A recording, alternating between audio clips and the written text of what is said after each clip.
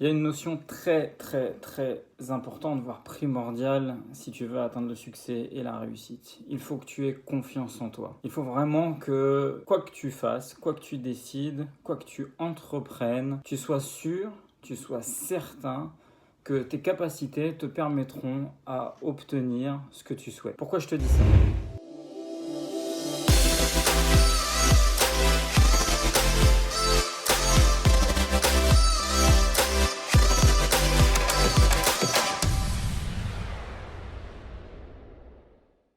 Bonne raison, c'est que à partir du moment où tu vas te dire qu'une chose n'est pas possible, une chose n'est pas accessible pour toi, tu n'en as pas les capacités, tu n'en as pas les compétences, elle sera de facto inaccessible. Je t'ai toujours parlé de ce parallèle entre la confiance et l'arrogance. La confiance, c'est être sûr de toi, être sûr de pouvoir atteindre un réel objectif, d'être convaincu que toi, ta personne, tes qualités intellectuelles, physiques vont te mener à ton succès. L'arrogance, c'est se mettre au-dessus des autres, c'est être prétentieux, c'est marcher dans ce monde avec la conviction que les gens sont inférieurs à toi. Alors parfois, la nuance est mince. Et parfois aussi, certains qui vont te voir confiant vont assimiler ça à de l'arrogance. Pourquoi je te dis ça ?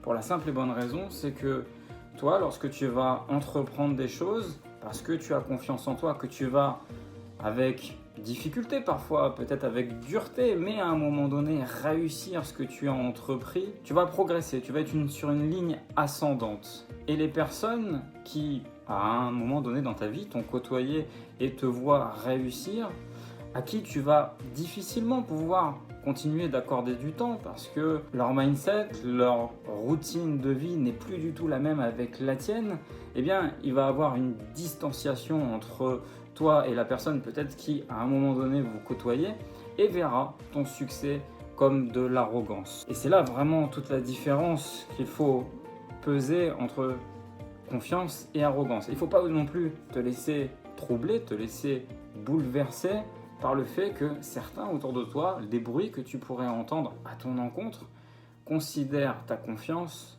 comme de l'arrogance.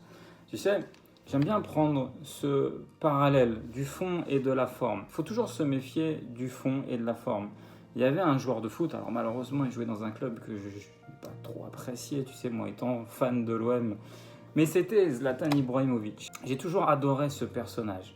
Pourquoi ? Parce qu'il avait ce second degré et il avait cette distanciation entre l'image qu'on lui collait d'un homme arrogant et la réalité de ce qu'il est réellement par rapport à ce que j'ai pu voir, quelqu'un de généreux et quelqu'un qui justement avait des vraies valeurs et des vrais fondements humains.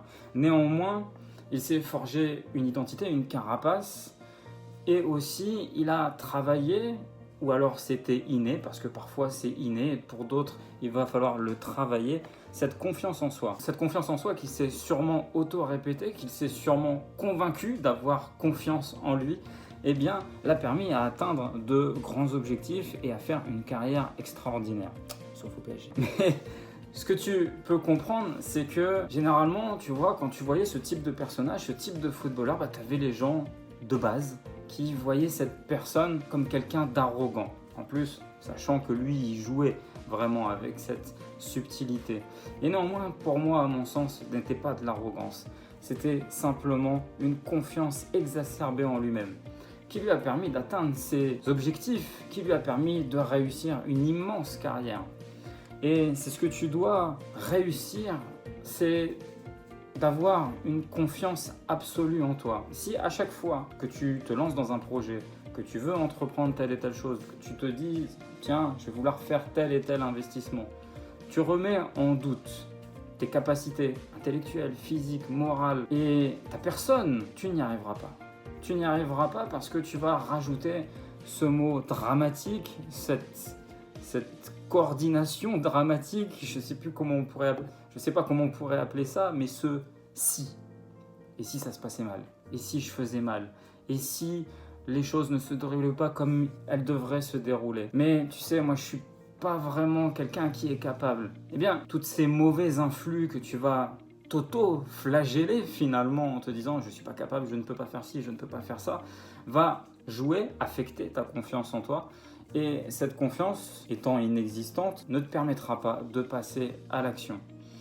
Et c'est justement à l'inverse, cette confiance, le fait que tu es convaincu que lorsque tu vas entreprendre quelque chose, quel que soit le nombre d'échecs que tu vas essuyer, à un moment donné, tu vas finir par réussir. À un moment donné, tu vas finir par réussir. Je ne te cache pas, évidemment, j'ai eu énormément d'échecs dans ma vie. Énormément. Je ne te parle même pas simplement que de mes faillites, mais dans tout un tas de domaines, j'ai fait énormément d'erreurs qui m'ont conduit à énormément d'échecs. Et à un moment donné, forcément, ça va altérer ta confiance, ta capacité à te dire j'en suis capable, pas capable. Il faut faire un switch très rapide. Lorsque tu as ce type d'événement, ce type d'échec qui peut jouer sur cette confiance, il faut que tu te reprennes immédiatement et te relances dans un nouveau projet. Te relances dans quelque chose de challengeant, te relances dans quelque chose que tu n'as pas l'habitude de faire et qui va te permettre justement de retravailler cette confiance. Tu sais, moi j'ai touché à tout dans l'immobilier, je touche à tout dans l'entrepreneuriat, ce qui me permet d'essayer tous les jours de nouvelles choses. Parfois ça marche, parfois ça marche pas, mais toujours avec une sensation de je suis capable.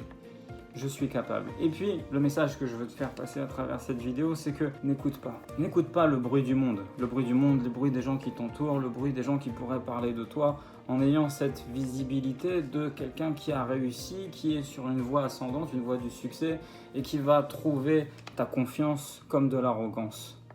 Peu importe. Peu importe. Ne te laisse pas, entre guillemets, pourrir par de mauvais influx psychologiques qui peuvent te perturber et justement altérer ton processus et ta route toute simple vers la réussite. Pourquoi ? Parce que à des moments donnés, et j'en parle à cœur ouvert, à titre de témoin, eh bien la confiance que j'ai pu mettre en moi, autour de moi, certains m'ont vu trouver ça comme de l'arrogance, parfois même sur les réseaux sociaux, certains m'envoie des commentaires comme je suis quelqu'un d'arrogant, etc., etc. Et parfois tu te remets en question, tu te dis mince, est-ce que je suis réellement arrogant ? Non. Ne laisse pas le bruit de l'autre altérer ce que tu vises et ce que tu es. Sois au clair avec tes valeurs et la capacité de te juger personnellement, de ton entourage très proche qui te permet de te juger, mais il faut une confiance absolue en toi pour atteindre tes objectifs et les choses que tu as envie de mettre en place. Sans ça, sans ce détail, sans ce mindset, finalement, c'est impossible. C'est impossible. Tu peux avoir toutes les cartes en main. On peut te donner une mallette d'1 million d'euros. On peut te donner, si tu veux investir, admettons, dans l'immobilier, tout un tas de stratégies claires, nettes, efficaces qui vont te permettre de réussir à coup sûr, à trouver la bonne affaire, à revendre un bien 2 fois plus cher, etc., etc. Si tu n'as pas confiance. Si tu n'as pas confiance. Tu sais, moi, au sein de notre réseau Le Pro de l'Immo, nos chasseurs immobiliers, lorsqu'on leur dit de passer une offre vis-à-vis d'un vendeur pour le compte d'un investisseur qui les a mandatés, on leur parle souvent de cette confiance. On les booste à avoir confiance, même lorsqu'ils posent une offre. Tu sais, si tu poses une offre face à un vendeur, que tu sois chasseur, que tu sois un particulier, un investisseur qui va aller voir un agent immobilier, un chasseur immobilier ou un vendeur lambda, et que tu poses ton offre, mais de manière fébrile, qu'est-ce qui va se passer ? Elle va être refusée. Mais si tu la poses avec conviction, avec confiance, avec certitude, la plupart du temps, elle va être acceptée. Donc, je te prends cette parenthèse, cette parabole, cette comparaison pour t'expliquer que la confiance te permet généralement d'obtenir ce que tu souhaites. Si tu as aimé cette vidéo, n'hésite pas à la liker, à la commenter, à la partager, bien sûr à t'abonner à ma chaîne. De la confiance en soi, j'en parle aussi dans mon livre Influence financière. Tu as les liens en dessous de la description et je t'invite à lire ce livre et à partager ce mouvement Influence financière. Dépasser l'indépendance et la liberté financière pour atteindre ce stade ultime qui est l'influence financière. C'était Hassan, je te dis à très bientôt. Ciao.